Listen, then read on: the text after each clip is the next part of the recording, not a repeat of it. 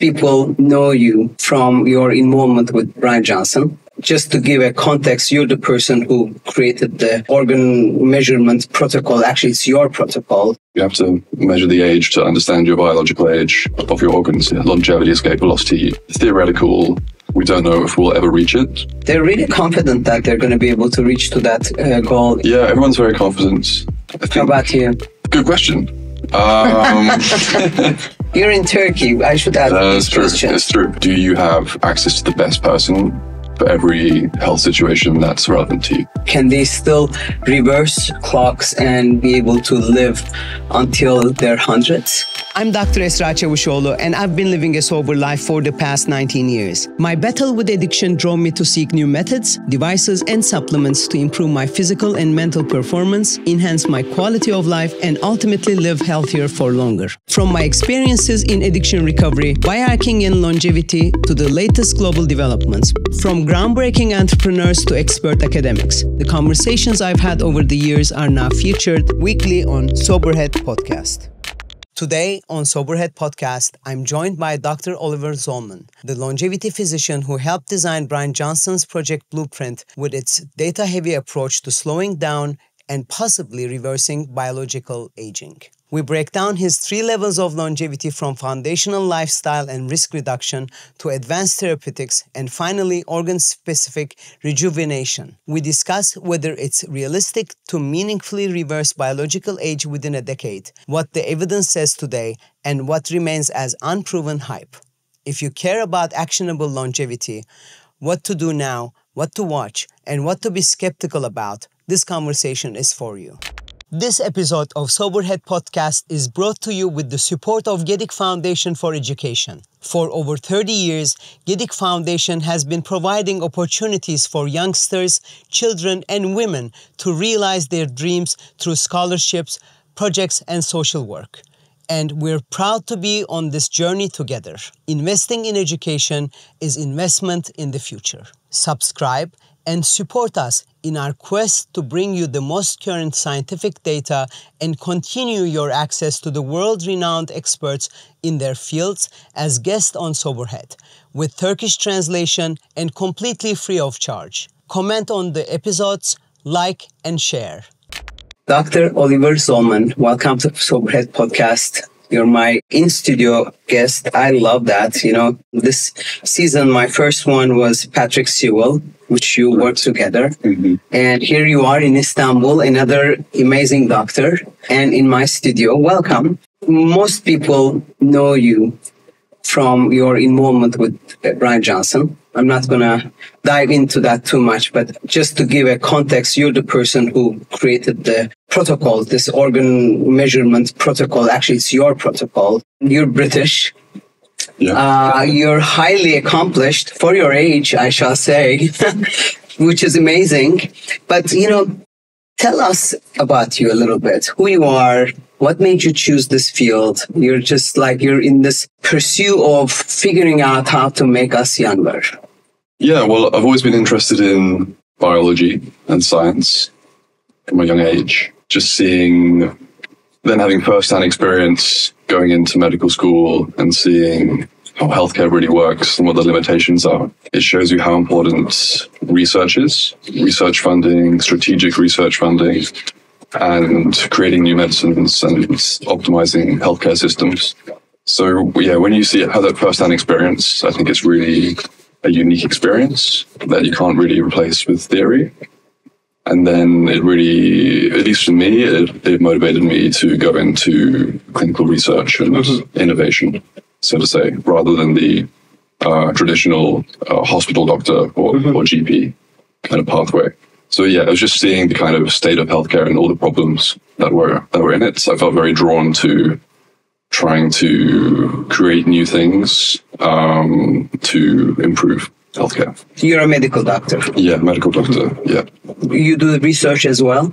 Yeah, that's my primary focus. Mm-hmm. Trying to prove that you can rejuvenate organs in a scientifically valid way. You know, I had the chance to listen to your presentation in south of Turkey, Hama, like last weekend. Yeah, it's great. And it was very moving, interesting, you know, thought-provoking. It was everything. But, you know, it seems like you're focusing on 81 organ and 81 organ biological age measurements. Why 81? I just counted them all. Well, it's 81 types, because, you know, if you count muscles as the number of muscles, you know, each one of those is an organ by itself, for example. But yeah, 81 types of organs. There may be 82. I think I missed one recently. So around 81, 82 across both genders. And the reason for thinking about aging in terms of organs is because that's kind of how you measure age. You have to measure the age to understand your biological age of your organs. And each organ ages differently. And eventually, once your organ gets so old or past a certain point, you get age-related diseases in that organ. So once your brain gets above a certain age, you're going to have early-stage dementia or mild, moderate, or severe dementia or other issues as well. Same with any other organ in the body, skin, your heart, kidneys, intestines, and so on.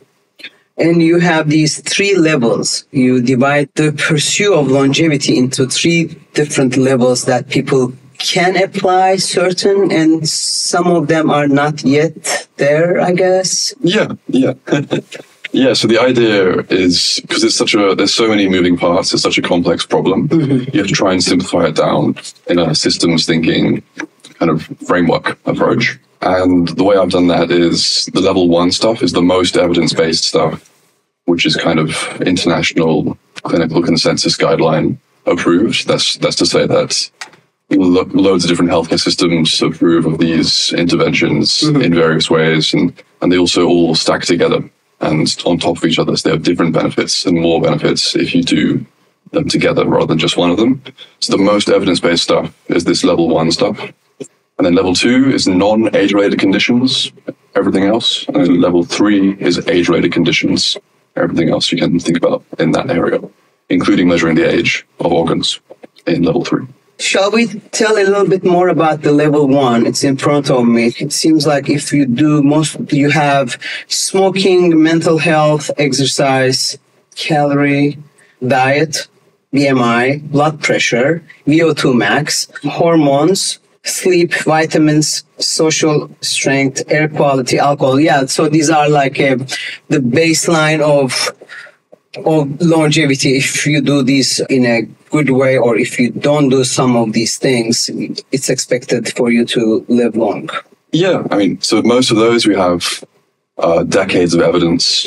You know, we've known smoking is bad since over 50 years now. Exercise we've known is good, and diet we've known is good in various ways for a similar amount of time. So all these things, we have a lot of evidence that they can actually improve health span and lifespan and prevent many different age-related diseases and even slow the aging process as well a little bit.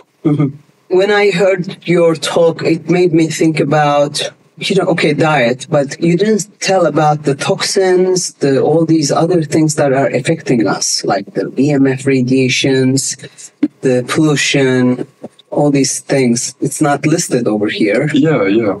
Well, pollution is in there, actually. Is it? Lower down at the bottom next to dental health. But in terms of like how you choose what goes into level 1, you've really got to think about, is there good evidence from many different research groups around the world and healthcare systems as well, and with personal experience, seeing it in patients also over many years, is there good evidence that something can add around a year to health span and lifespan?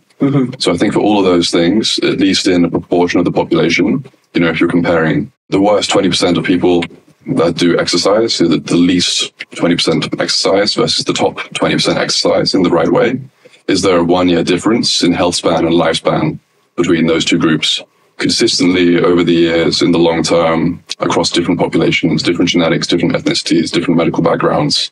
And those are the kind of requirements you have to think about for being in level 1.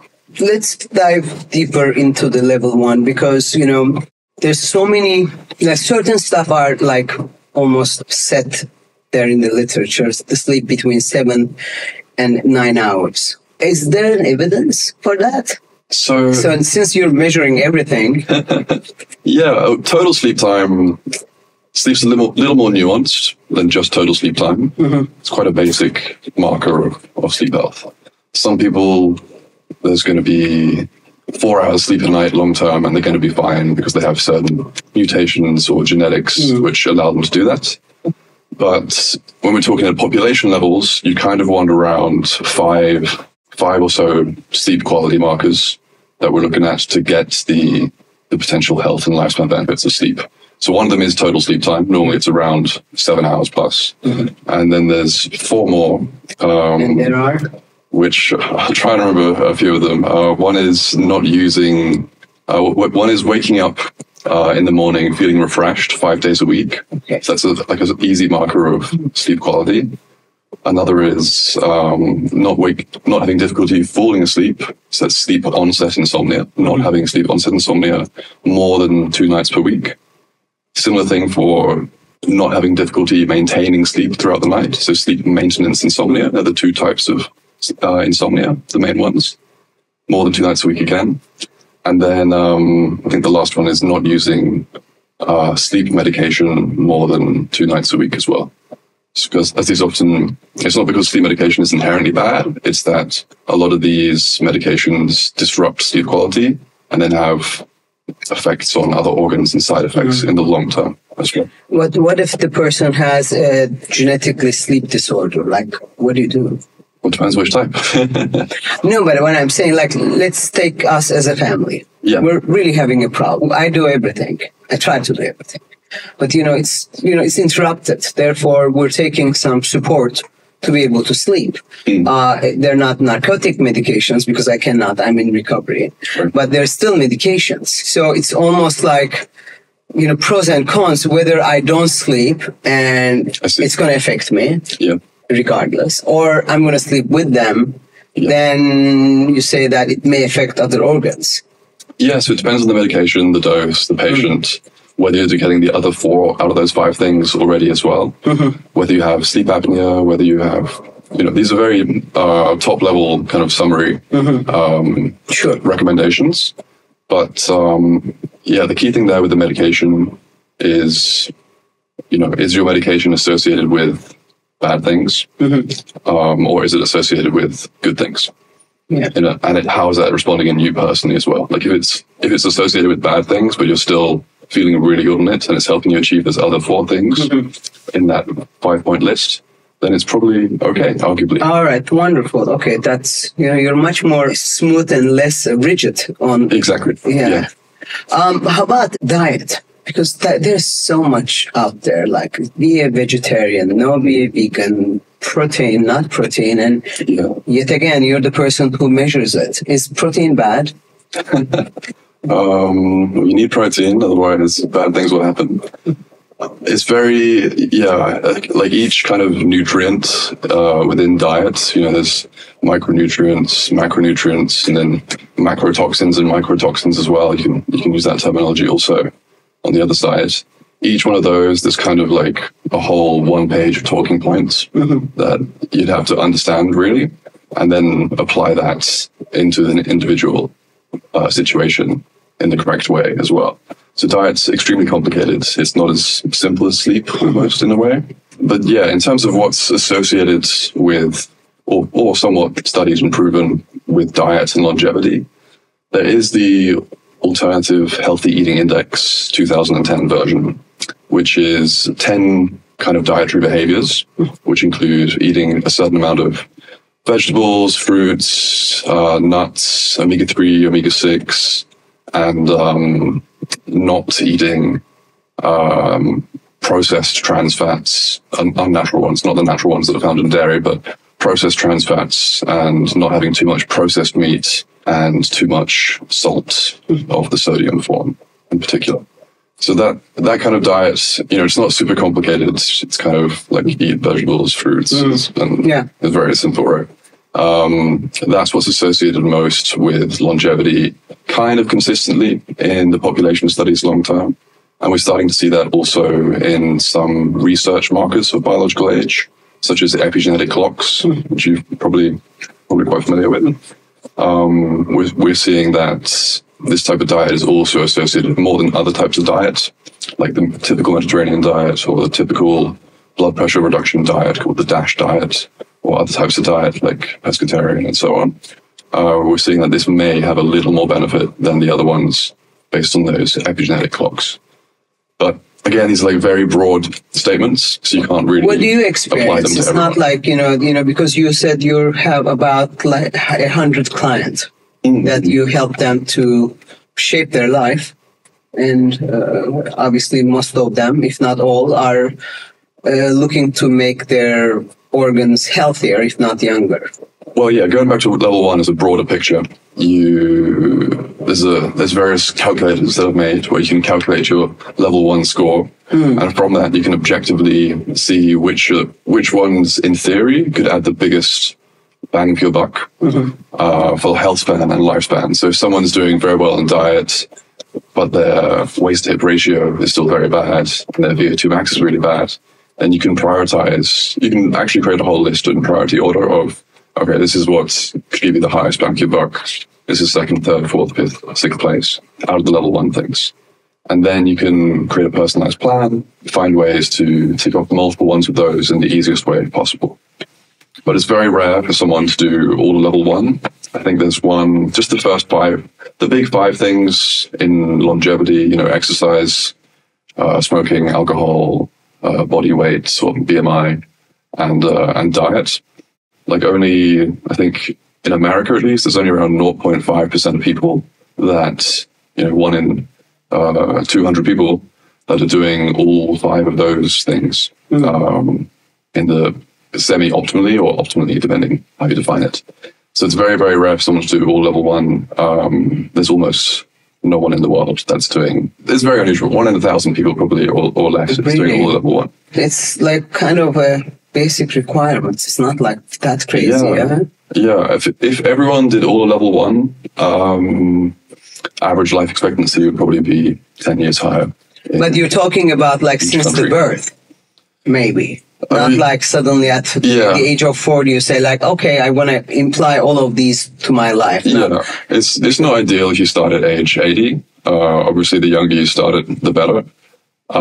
Depending on what it is. There's some things you don't really want to start too young, like caloric restriction, for example, lowering your calories. There's probably some other exceptions as well. Yeah, the younger you start, the better. Ideally, if it's just a habit as a kid, then it's going to be a lot easier to maintain and do in the long term as well. We all are trying to implement all these. Some of them are very easy. Some are more difficult because, let's say, I'll be 54 in 3 weeks. And these concepts were not there like 10, 15 years ago. Yeah. So what do you see among your clients and among the other researchers that you are able to look into? If someone starts implementing all these after a certain age, can they still reverse certain biological clocks and be able to live until their hundreds without the gene editings and, exosomes and stem cells? Exosomes. Hundreds is very ambitious for level one. I think, there's probably a way of calculating it statistically. The all-cause mortality curves based on when you started and your history of each one. But it's kind of like, think about smoking, right? That's a good example. If you're an ex-smoker, that's going to probably cause permanent damage to your health expectancy and your life expectancy, even though you've quit and you're doing the optimal version of which is not smoking.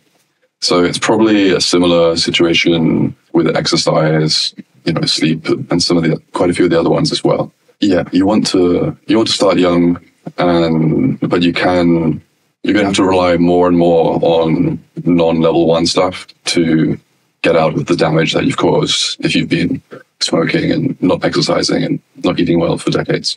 So let's now then come to level 2, because this concept is centered on this first published 2018 longevity escape velocity study. This level 2 is this mid-level that is doable and is existing already out there?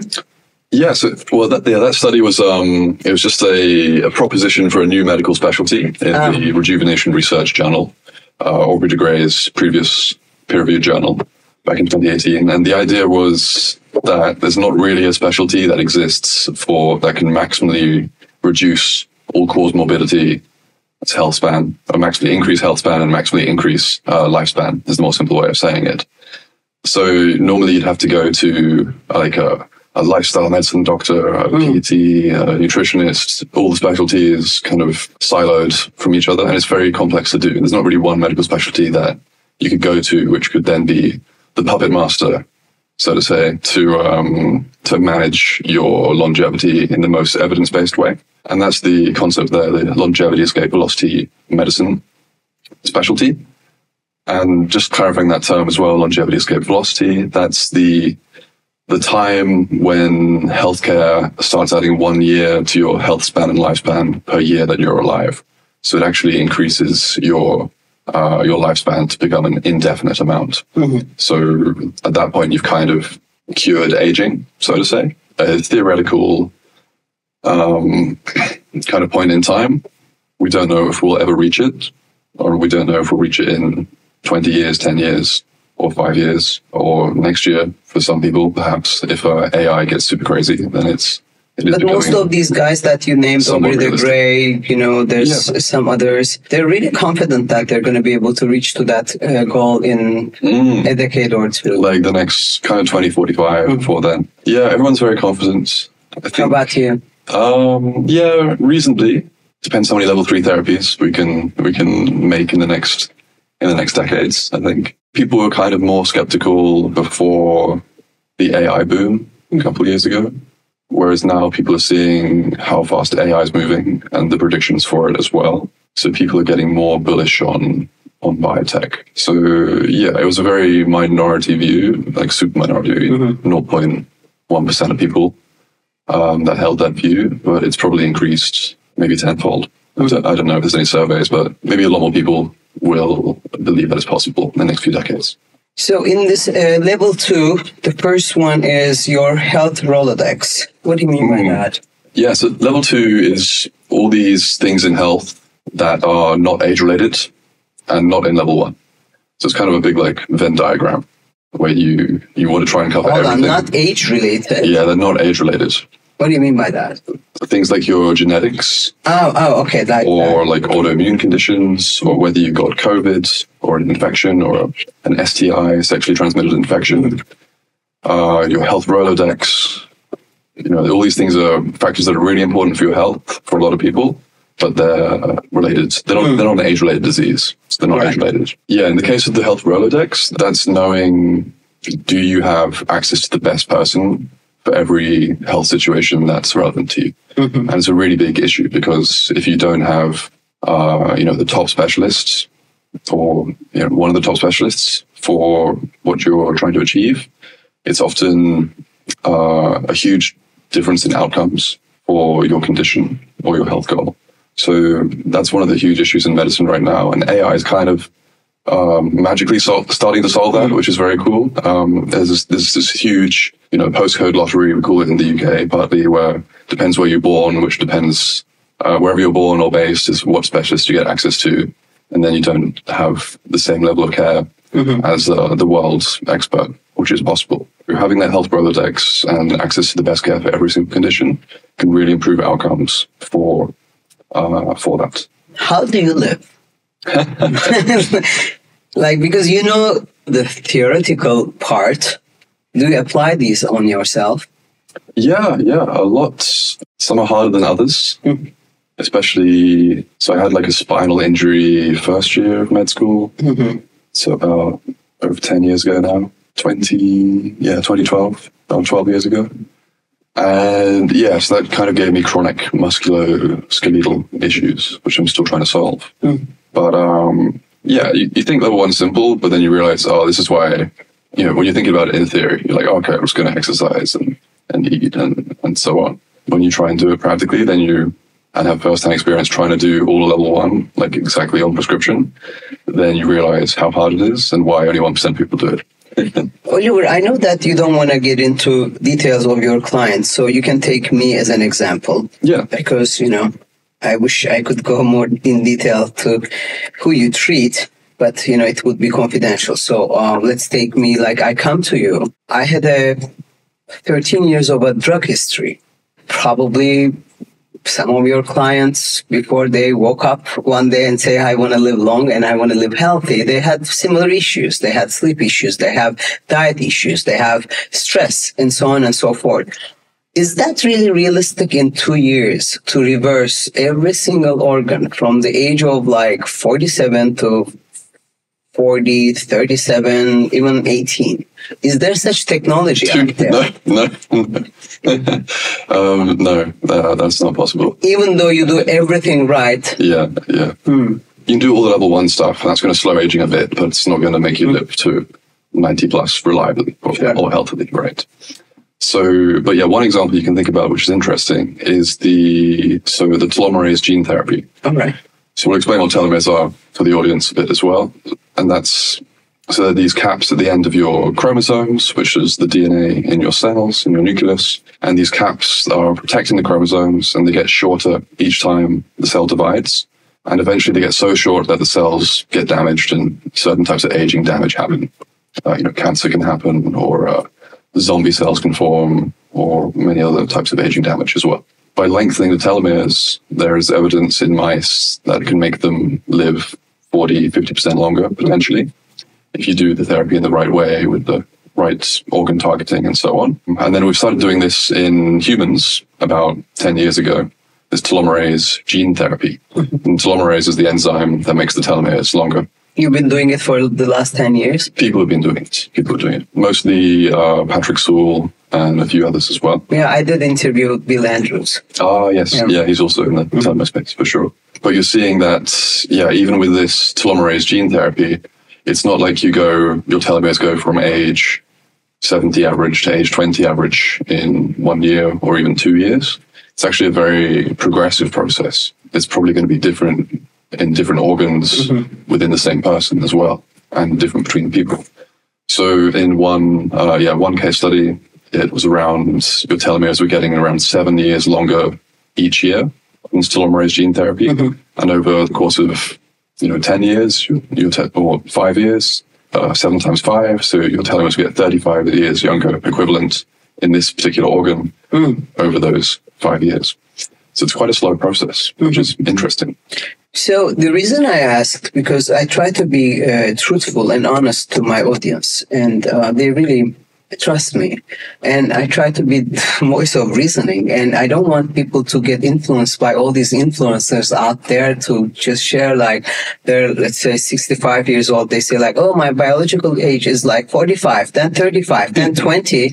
And, like, there's so many of them. And then there's some, like, doing organ by organ by organ. To be honest with you, I do most things. I even do the level 2 things.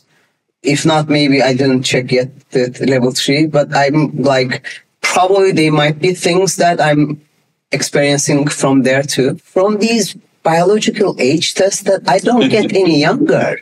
So, it's not believable, because let's put it this way. I see these people drinking, and I don't drink no drug for the last 19 years.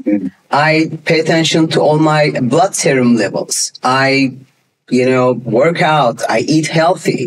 So what would be a message to the people who are listening to us about this whole hype, like my biological age is this?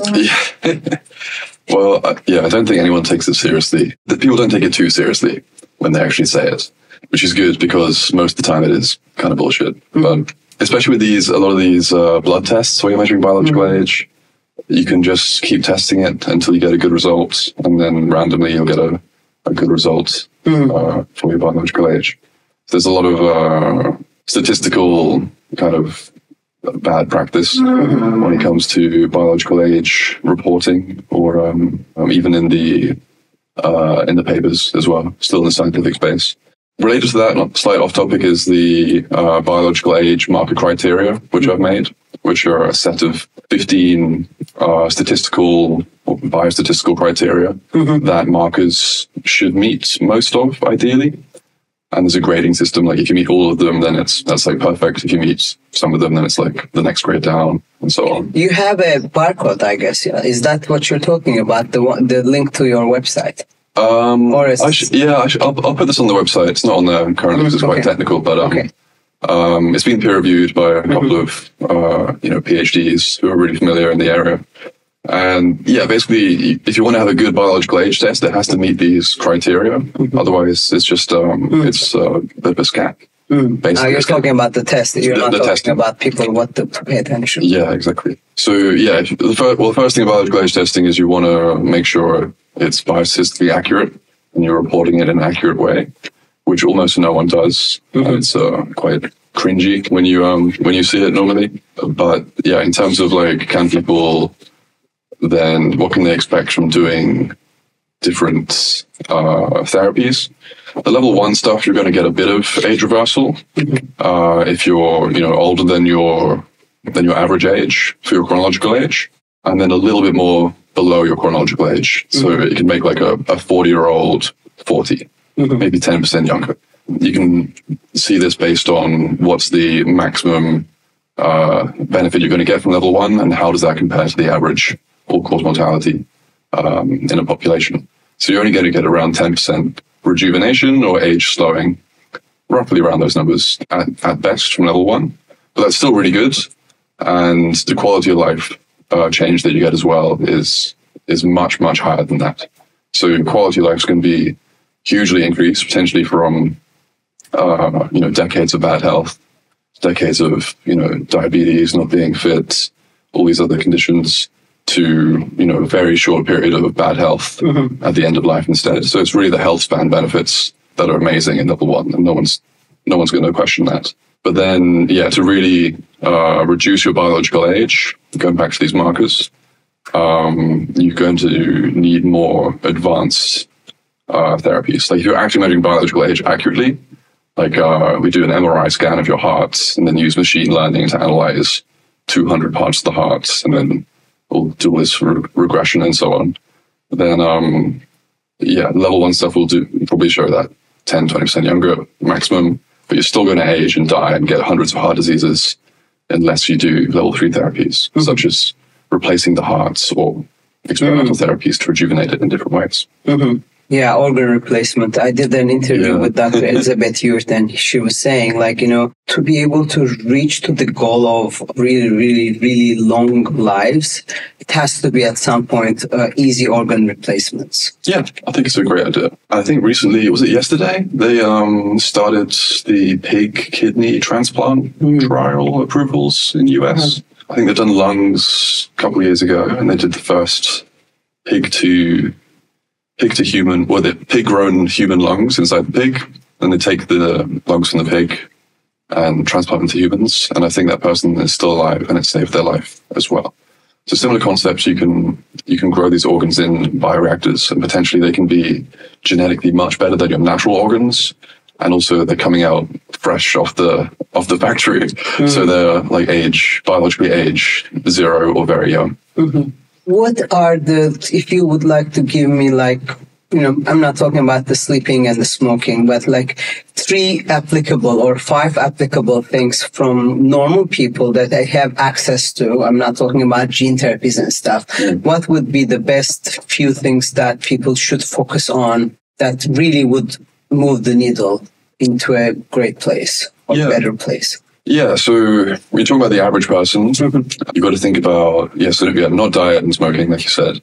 You got to think about in level 1, which is the one you're not doing, and which one, if you did do, would it make a lot of the other ones in level 1 better at the same time as well? Because sometimes they stack together, or you do one and then suddenly you're doing 3 at the same time. You don't even have to put any extra effort in. Exercise, for sure, is a huge benefit for... And what type and how much? Because when I did with Bill Andrews, he was practically against, I don't want to say against, but he was really putting the emphasis of not promoting more telomere loss, and, not too much muscle workout, not too much facial needling and stuff. Yeah. So how much exercise you're talking about? There's light, moderate, vigorous exercise, and then there's flexibility, strength, and cardiovascular, and then blends of those as well. It's pretty, yeah, the World Health Organization's their guideline is pretty accurate. Is it? Quite similar to the level 1 recommendation when you look at the more exact longevity literature. So you want to have a couple sessions of strength training a week, a couple hours probably, or even 1 hour is really good. And then cardio-wise, you want a lot of zone 2, ideally. So that's where you're getting your heart rate into the zone where you're going to get cardiovascular benefits, not just metabolic benefits. And you can get some increases in your VO2 max, your exercise capacity, and a lot of changes in aging biology related things in your body as well. So that's normally heart rate 100, 110, 120, 130, depending on the person. The key thing, which Bill may be referring to as well, is not doing too much vigorous exercise, because that can cause strain on the body and may accelerate aging when we're looking at an aging perspective. Yeah. So obviously you need, well, even for exercise performance, a lot of zone 2 is good. You don't necessarily need to be doing zone 4 and 5 for many hours a week. But there are some professions where you are forced to do that, and that may be risky for accelerating aging. Too much of a stimulus. But you want a little bit of that. You want to do your high intensity interval training safely, bit of sprinting. If an 80-year-old can sprint, that's probably very good, right? But it's all about the balance. You don't want too much zone 4 and 5. You don't want too much of heavyweight. There's too much strength training either as well.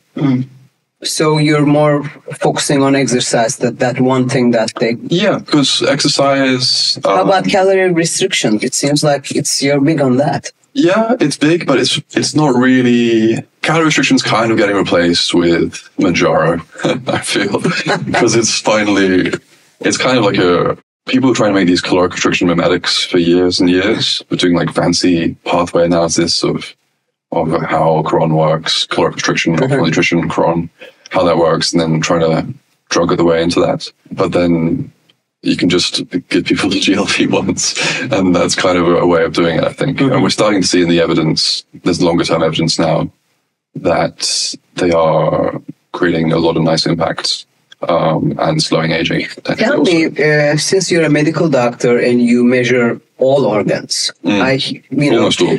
Almost all, at least the ones that I'm going to be mentioning now, because, many important doctors who were my guests, and they were really fan of the GLP-1s and they said probably that's number 1 longevity drugs, that for reducing the inflammation of all organs most days. And there's this another group of doctors and people, there's like, it's causing, whatever cancer, it's causing this defect, thyroid, blah, blah, blah. So when you measure the organs, do you see any negative outcome of GLP-1s, or if there is there certain levels that they're using? Yeah, we talk about tirzepatide, for example, that's the more common one these days. Which is Mounjaro. Mounjaro, the brand name, is the second generation one after Ozempic or semaglutide, which is the first generation one. And then retatrutide is coming out probably next year, which is the third generation one. But yeah, with tirzepatide, some people have died when they do 2.5 milligrams dose, just one injection, even if they don't have the contraindications to doing it, which is, for example, ongoing pancreatic inflammation or pancreatic disease of certain types. Yeah, they can be dangerous. Like caloric restriction is not going to kill you by doing 1 day of caloric restriction, for example. But it's also potentially a dosing issue as well. So even though 2.5 is typically the lower bound, like the starting dose or the very lowest dose that people normally do within the on-label prescribing, we may be seeing evidence that even lower doses are going to get enough clinical benefit that you're going to get less side effects in terms of symptoms. And then you may not get these rare cases of people getting hospitalized from pancreatic injuries or other things, even though they are very rare, but they have happened. But doing these lower doses, maybe 1.25, maybe 0.5, very, very microdose range potentially of these may be a good option, and that is safer as well. Like some people, they just can't lose weight and they can't lose body fat in particular.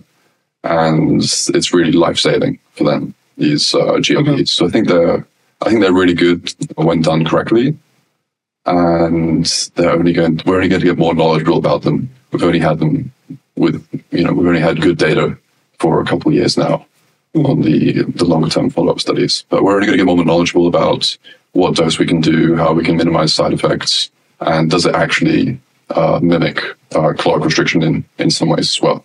It's not really mimicking caloric restriction because that would mean someone that is already a normal BMI or a normal body fat and normal muscle mass, someone that's already very healthy metabolically. Normally in the caloric restriction studies, that's what you're taking someone who's already healthy and then doing caloric restriction on top of that, and you're still getting benefit.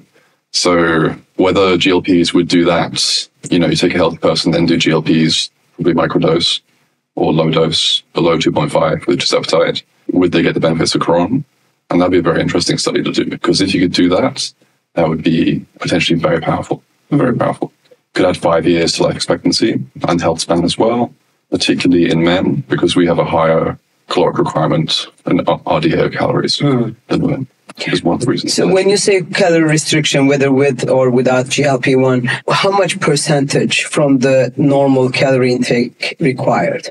Ideally, if you're copying the one monkey study, the famous rhesus monkey study where they gave the monkeys caloric restriction from middle age for the rest of their lives for many, many, many years, that was around 25% caloric restriction below the RDA. So in men, that would be 2,500 times 0.75. So it'd be under 2,000 calories, 1,900 calories-ish for that. But you may be able to get a lot of the benefits by doing 10% Crohn. It's kind of an individual basis, but you could think about 10% Crohn being the point at which it starts getting benefits, and there's kind of reasonable evidence for that. But the maximal benefit may require 20% or 25%. This is particularly in men, because that's what we're seeing in the monkey studies and in the human biomarkers as well. It's more men that benefit in terms of lifespan and health span. But in women, they do benefit in terms of health span, but less so in lifespan, partly because the lifespan's already higher if you adjust for other lifestyle factors already. But doesn't it slow down the metabolism? Because that's the concern, like when someone is often on diet, because the 25% would get into the diet range, like, you're constantly on a diet. Yeah. Your metabolism adapts after a period of time so that you don't continuously lose weight. So it has to be a long range continuously doing it. It's not like, as if you're dieting for, let's say, 1 year, then you go back to the normal eating habits, then it's just... probably still beneficial for a lot of people to do just that 1 year. You can see there's some epidemiological evidence for that.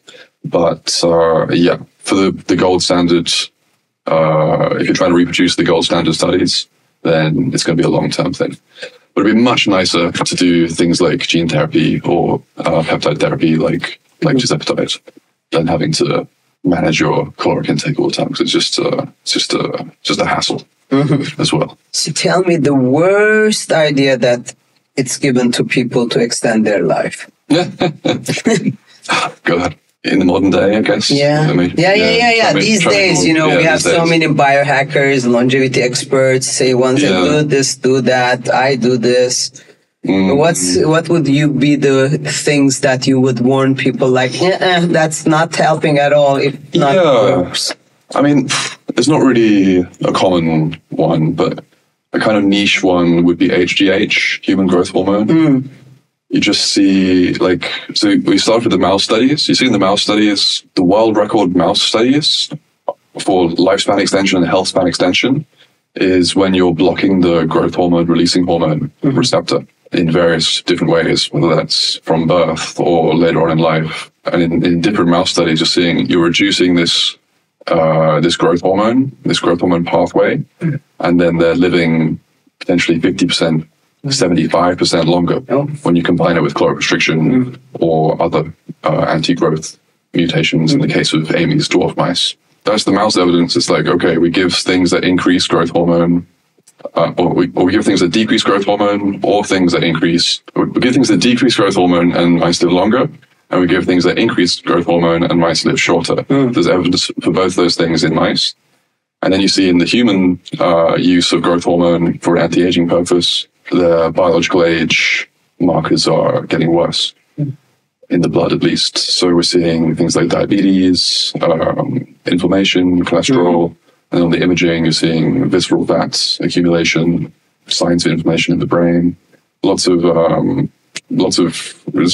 epigenetic acceleration, which isn't a great marker, but at a population level, it's quite good in a research study context. And you're seeing these are getting older ages across many different organs, and the pace of aging is increasing as well. So probably, human growth hormone is quite a complex pathway to optimize. Obviously, you need some of it because it declines, especially in the brain with age. But you have to do it in a way that isn't doing the HGH injections. You need to find a smarter way to do it. Oh, okay. So it's difficult because especially for women after menopause, it just like drops and you don't have any left. Yeah, it's quite hard to measure. So IGF-1 is easier to measure. That's like a very simple blood test to do.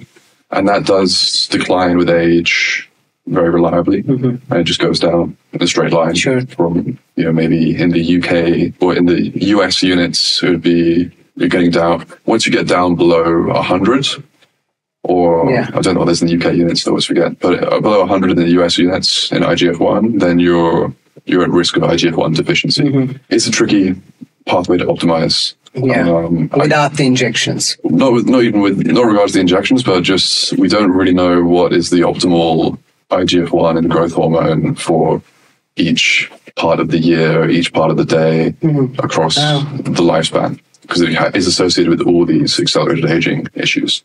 So it's tricky. Like too high IGF-1 is associated with cancer and heart disease, but then you do microneedling in the skin and boost IGF-1 levels there, as shown on when you're doing biopsies. And then that's associated with rejuvenating the skin completely in a lot of different ways. So it's a complex hormone and pathway. And I think just using protein to optimize it or HGH, it's not that simple. I think it's too complex to understand right now. How do you feel about the rapamycin? Yeah, so rapamycin, for people that are listening, that's lengthened health span and lifespan in animals. So many different species of mice, many other animals. I don't think there's been any monkey studies. And it's done this quite dramatically as well. On the mouse lifespan leaderboards, mousespan.com is my website where I'm showing those leaderboards. You can see that if you combine rapamycin with metformin, both in low doses, like a much lower dose than you would use for immune disease where you use rapamycin, that they're living about 25% longer, potentially. But the issue is we do it in humans, and sometimes there's some symptomatic benefit. Like people, their heart failure may get a bit better if they have existing heart failure, I think with preserved ejection fraction specifically. But other than that, some people may get a bit more energy. We don't have objective proof of a good way of tracking whether rapamycin works in people to slow aging.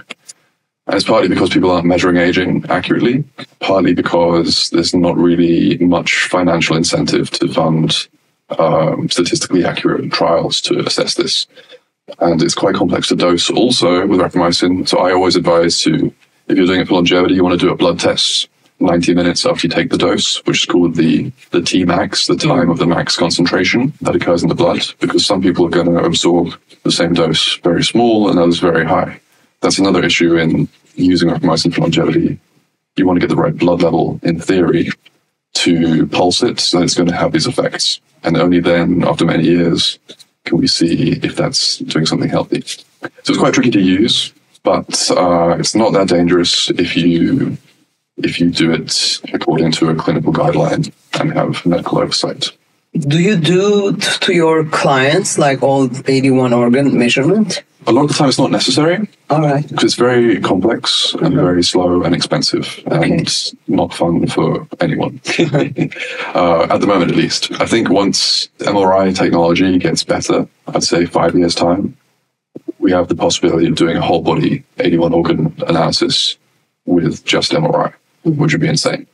5-10 years away. Maybe some other technologies built into the MRI at the same time as well. And of course, some functional markers and other medical device markers and skin imaging, which aren't related to MRI. But there's this point in the future where we could do an MRI that would only take an hour, where you could measure many, many organs' ages very accurately and clinically usefully, and use these as endpoints in trials to validate rejuvenation of an organ. And I think there's various healthcare systems that would approve that. Probably not FDA, because it's a bit too progressive. But I think there'd be a lot of examples of healthcare systems where they'd use these biological ages as validated non-clinical outcomes markers to approve a drug for rejuvenation or anti-aging purposes. So yeah, that's what I want to create, this particularly MRI as a technology for that, because ultrasound and medical devices and blood tests have lots of limitations. You still need them for some organs. But yeah, when it comes to individual clients, it's you want to focus on the priority few organs. And normally that's, if you get the population level, normally that's brain, lungs, arteries, heart, and kidneys. And then skin and muscle and bone. How about this? Like, let's say that the person is smoking. Yeah. Very little, 2-3 cigarettes, and you measure everything, and everything looks great. Good question. You're in Turkey. I should ask these questions. It's true. Most people smoke. Yeah. Okay, so assuming all their markers look great, and they don't have a family history of lung cancer, they don't, like, everything is low risk as we can possibly prove it on MRI, ultrasound, leg spirometry, medical history, genetics, blood tests, no inflammation, no cardiac stuff, everything's like better than average, then yeah, it's fine. But I feel like with these gene therapies, things are going to be going there a little bit. Like, you're going to be able to fix most things, so it's not going to be too much of the negative things the person is doing time to time is not going to be affecting so much their health. Yeah. That's the hope. Expensive though. Yeah. Expensive. No, I know. Yeah. Yeah, it's true though. I mean, like we're saying with or it may not even be that you want to do. It might just be really easy to fix smoking with a gene therapy in the near future. So, currently you have to do cognitive behavioral training. You have to do Champix or bupropion and varenicline, nicotine replacement therapy, and maybe more complex stuff like psychedelic therapy or TMS for addiction monitoring, addiction treatment for smoking. All those things you have to do currently. But if you had just had a gene therapy that was a one-time injection, and then you wouldn't even want to smoke, that would be probably ideal. What do you think it's going to resolve this aging thing? Is it one thing or many things? This aging problem that you guys all are after. Many things. You got to do level 1 stuff, I think. No, I'm asking for the future, intensive. But you got to do the level 1 stuff to make the level 3 stuff work as well as possible. Okay. The analogy is when you're doing stem cell therapy for osteoarthritis, typically in the knees, it's very commonplace. Mesenchymal stem cell therapy, autologous or allogenic. You often want to resolve the inflammation first, and you want to optimize the environment that the stem cells are going to go into by doing things like fixing the acute situation if there's anything injured going on, sorting out your inflammation with anti-inflammatory drugs or supplements, fixing vitamin D deficiency as well. Those kind of things, they're probably really going to make. I'm not sure there's a clear study on this yet, but various centers do it. As I think they've been seeing benefits in their registries. That if you optimize these inflammatory environments first, then the stem cell outcomes are better. So I think it's a similar concept overall for the body. It kind of makes sense that if you're doing this level 1 stuff, which will resolve a lot of those things that I just mentioned, then the level 3 things are going to work more easily and potentially better and more safely. So one last question for the women, because we got so mixed messages from some skincare product owner, as well as Bill Andrews and a few other people, that all these laser therapies that we're doing to our faces are really actually, maybe for the moment, it's making our skin look younger or plump. but in the long run, it is really making the skin older. And I asked that to you last weekend. We were sitting next to each other because you were showing on your presentation about certain skin treatment to make it look younger. What's your input for that? Is it just making it look younger, or is it also making it younger? Yeah, so what's the biological age of the skin, and how do you measure that? And what do the studies show of people that have done these kind of therapies over the decades? I mean, a lot of these are we don't really have super long-term follow-up studies because, good laser medicine has only been around 20 years. So you do it to your clients. With one famous client, at least he has been doing a lot of facial things, and the outcome based on what we're watching is like, my skin is this much younger. Are these, radio frequencies and microneedlings? And any kind of energy-based device or topicals. That's a normal way of treating skin. Sure. Although you can do some, exercise and strength training and oral hyaluronic acid and so on to attack it from the inside. But you really need to attack it from the outside to get dramatic results. I think you want to be able to measure the age of the skin ongoingly, and then you can prove that that's not an issue in that individual person. So if you can do that, then I don't see a hypothesis for that. I don't think it does, in my opinion, accelerate aging in the long term, because we don't see that clinically when you do good kind of rejuvenative dermatology, so to say, or rejuvenative aesthetics. We're not talking about fillers and... no, I wasn't talking about fillers and stuff, but, all the other energy-based devices there, in order to make the skin younger, there's a cell division. The old cell, you get rid of it. And there's the, new cell on your face, but there's only so much your cell can divide. That's what my question was about. So that's not the only way that your skin gets younger, through cell division. There's many other ways that don't require cell division as well. Yeah, I'm trying to summarize this in a simple way because it's like quite a long discussion. One example is like tretinoin, or there's certain things that you can do to the skin where you can increase the Hayflick limit of cells. Hayflick limit was the division of the telom. It's the number of times cells can divide before they become senescent, I think. I might be slightly wrong, but it's something like that. But that depends on the environment that they're in. The most extreme example of that is, you give telomerase gene therapy via a microneedle to your whole body in the skin. So you validate that you're targeting it to the skin cells that you want. You choose the right vector and so on. Validate the expression, measure the telomerase and the telomere dynamics and telomerase expression in different parts of the skin, across different parts of the body. And then your telomeres are like going to get maybe 7 years younger each year. So that's no longer an issue at all. That's one way of thinking about it. That's an extreme example where the environment has telomerase gene therapy in. So the Hayflick limit is now, the original Hayflick limit is no longer relevant. Similar situation, but less extreme, where you're doing these other therapies, they're probably increasing the Hayflick limit. If you're doing sunscreen, you're probably going to increase your Hayflick limit over a certain period of time, and then probably a lot of the other energy-based devices. But it's not really a well-studied area, specifically Hayflick limit effects of energy-based devices. But clinically, you don't see that. Like if someone's doing good laser for the past 2 decades, not laser, but energy-based devices, so radio frequency, etc. If someone's been doing that well, and not like in a botched way, because it's quite a very skilled profession, you see people that have been doing that for the past 10 years, and you can measure the biological age of their skin. It's definitely not older. So basically what you see is in the saying, it's like if their skin looks young, means that, whatever they're doing is working.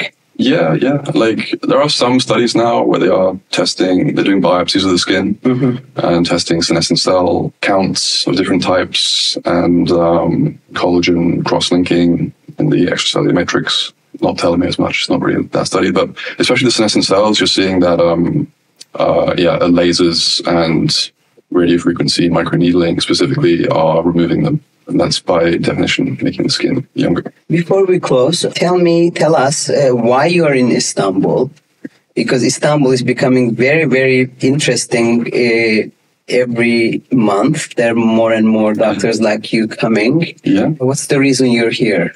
Yeah, so I was here with Only Health, the clinic down the road. Yeah. They were hosting the conference or the meeting at Ahama, beautiful resort in Gojek. I think it's like that. Gojek. Yeah. But you're going to be partnering with them, I guess. Yeah. So Triple Helix, a company I'm advising. I don't have any financial interest in them at this time. Just advising them because I think it's really good technology. They've partnered with Only Health to provide experimental gene therapy under their experimental clinical guidelines to Only Health clients. And these are things like follistatin, telomerase, which we talked about a little bit, Kafa, and some other gene therapies as well. So it's a really exciting opportunity because we may be able to see that we can do these biological age readings here in Istanbul. So you're going to be the one who's reading these tests. Exactly. Oh, nice. Okay. And then, seeing with the gene therapies bring down biological ages in different organs. Okay. Very exciting.